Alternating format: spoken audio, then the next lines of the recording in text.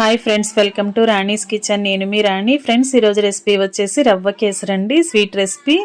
రవ్వ కేసరి ఎప్పుడు అందరూ ఒకేలా చేసుకుంటూ ఉంటాం కదా, అలా కాకుండా నేను చూపించిన ప్రాసెస్తో డిఫరెంట్గా చేసి చూడండి.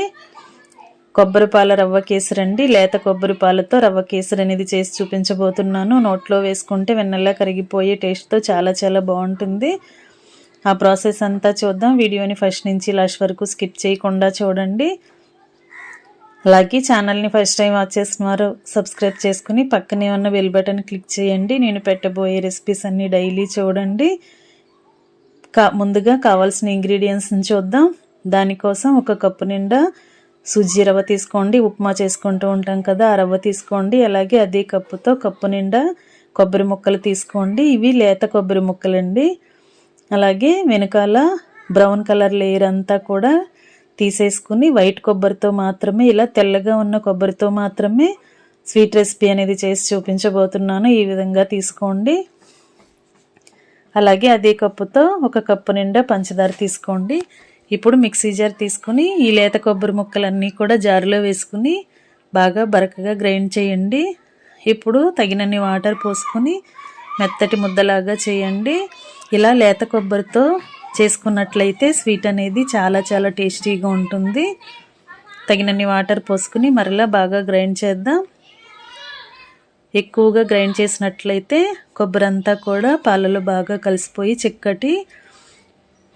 చిక్కగా వస్తుందండి. ఈ విధంగా బాగా మెత్తగా గ్రైండ్ చేయండి.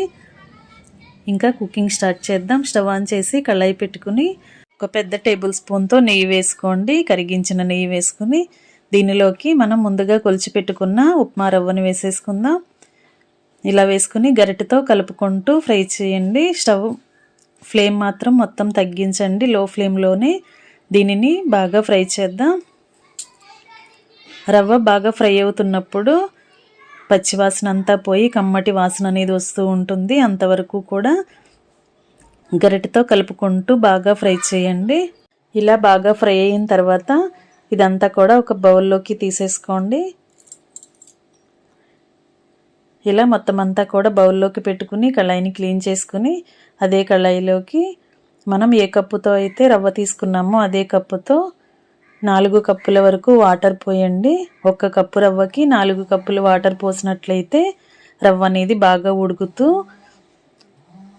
మనం తింటున్నప్పుడు కేసరి అనేది చాలా సాఫ్ట్గా టేస్టీగా వస్తుంది. ఇలా వాటర్ పోసుకున్న తర్వాత ఫుడ్ కలర్ అండి, ఇది కేసరి ఫుడ్ కలర్. మీకు కలర్ వద్దు అనుకుంటే కలర్ లేకుండా అయినా చేసుకోవచ్చు. చిటికెడు ఫుడ్ కలర్ని వాటర్లో వేసి బాగా కలిపిన తర్వాత వాటర్ని ఇలా బాయిల్ అయ్యే వరకు కాగించి మనం ముందుగా నెయ్యిలో ఫ్రై చేసుకున్న రవ్వని వాటర్లో వేసేసి గరిటెతో కలుపుకుంటూ బాగా ఉడికించండి. ఇలా ఎక్కడా కూడా రవ్వకి ఉండలనేవి ఏమీ లేకుండా గరిటెతో కలుపుకుంటూ ఉడికించండి. ఇలా రవ్వ అనేది దగ్గరగా ముద్దలాగా ఉడుకుతుంది కదా, ఈ టైంలో మనం ముందుగా గ్రైండ్ చేసి పెట్టుకున్న లేత కొబ్బరి పేస్ట్ అంతా కూడా వేసేసుకోండి. అలాగే 1 అరకప్పు వరకు వాటర్ కూడా పోసుకుని కొబ్బరి వాటర్ మొత్తం అంతా కూడా కేసరిలో రవ్వలో కలిసేంత వరకు బాగా కలపండి.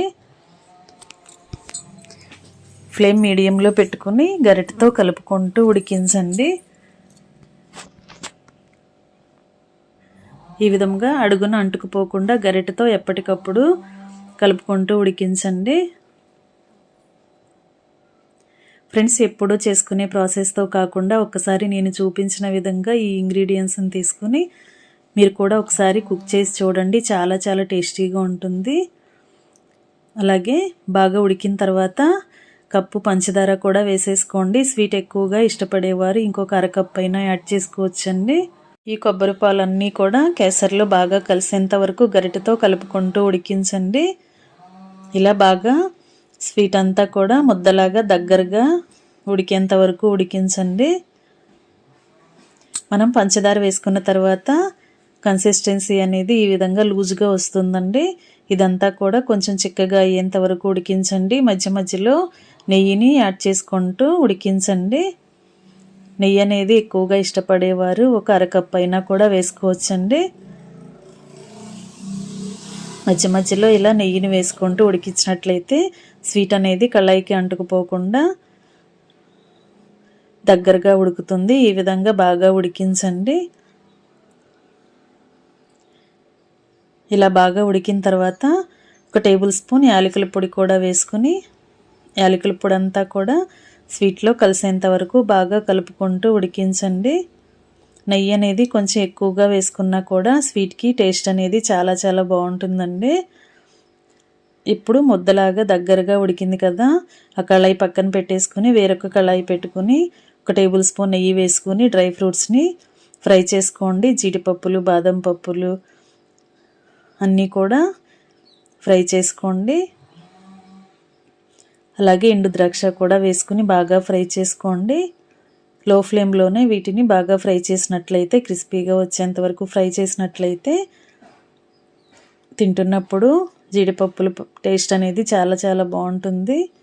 ఈ విధంగా బాగా ఫ్రై అయిన తర్వాత అన్నీ కూడా అలా స్వీట్లో వేసేసుకున్నాం కదా, ఇవన్నీ కూడా బాగా కలుపుకుంటూ ఫ్లేమ్ సిమ్లో పెట్టుకుని ఇంకొంచెం యాలకుల పొడి కూడా వేసుకుని మొత్తం అంతా కూడా బాగా కలిసిన తర్వాత స్టవ్ ఆఫ్ చేసుకుని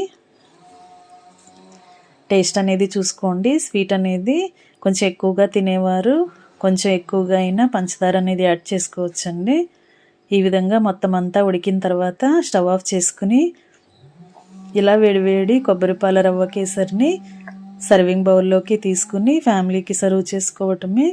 నేను చూపించిన విధంగా ఈ కొలతలతో తీసుకుని చేసుకున్నట్లయితే స్వీట్ అనేది చాలా చాలా టేస్టీగా ఉంటుందండి.